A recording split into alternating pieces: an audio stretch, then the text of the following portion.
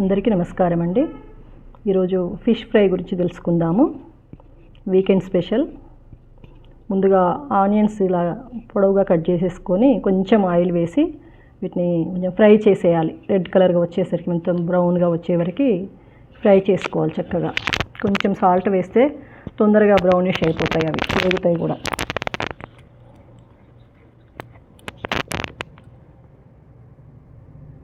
ఇలా కొంచెం మీడియం ఫ్లేమ్లో పెట్టేస్తే ఆ బ్రౌన్ కలర్ వచ్చేస్తాయి.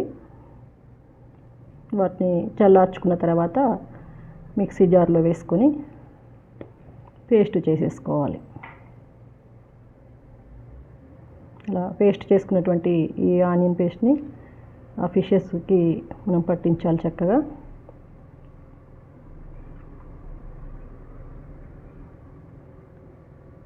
కొంచెం అల్లం వెల్లిపాయ పేస్ట్, కొంచెం పసుపు, కొంచెం ధనియా పౌడర్, కొంచెం గరం మసాలా,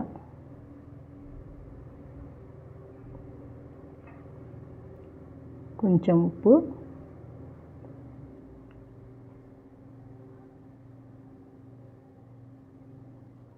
కొంచెం మిర్చి పౌడర్ వేసేయాలి.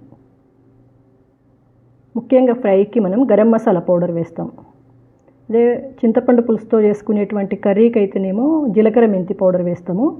ఫ్రైకి ఎప్పుడైనా కూడా గరం మసాలా వేసుకుంటే బాగుంటుంది. అదే చింతపండు పులుసులో గరం మసాలా వేస్తే అసలు టేస్ట్ బాగుండదు.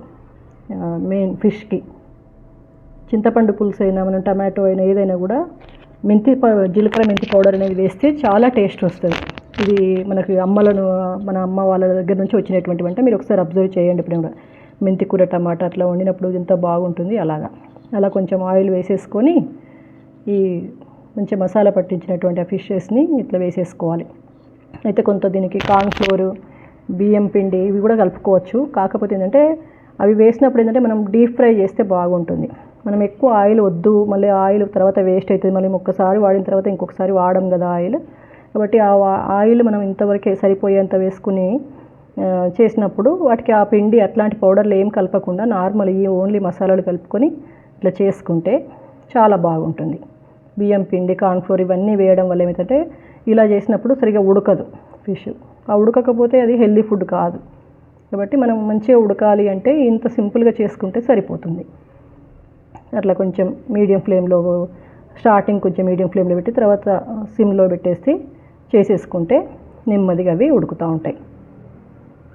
మధ్యలో వాటిని కొంచెం రివర్స్ వేసుకోవాలి. ఒక 2-3 సార్లు రివర్స్ తిప్పేసుకుంటే మనకి బ్రౌనిష్ కలర్కి వచ్చేస్తాయి, అర్థమైపోతుంటుంది. అంటే మనకు ఆ ఆయిల్ అంతా కూడా ఇట్లా చిక్కగా అయిపోతుంది. దీనికి పట్టేసి మధ్యలోనే కొంచెం కొత్తిమీర చల్లి మళ్ళీ కాసేపు ఉండనివ్వాలి.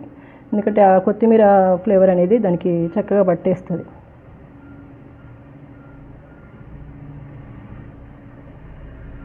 ఇప్పుడు మళ్ళీ ఒకసారి రివర్స్ తిప్పుకొని పెట్టుకుంటే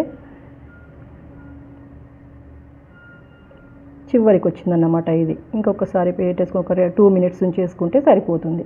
చూడండి చక్కగా బ్రౌనిష్ కలర్కి వచ్చేసాయి. ఇప్పుడు మనం స్టవ్ కట్టేసుకొని ఒక సర్వింగ్ బౌల్లోకి తీసుకొని వాటిని సర్వ్ చేసుకోవచ్చు. ఆనియన్స్, నిమ్మకాయలు వేసుకొని చేసుకుంటే చాలా బాగుంటుంది. Fish fry ready.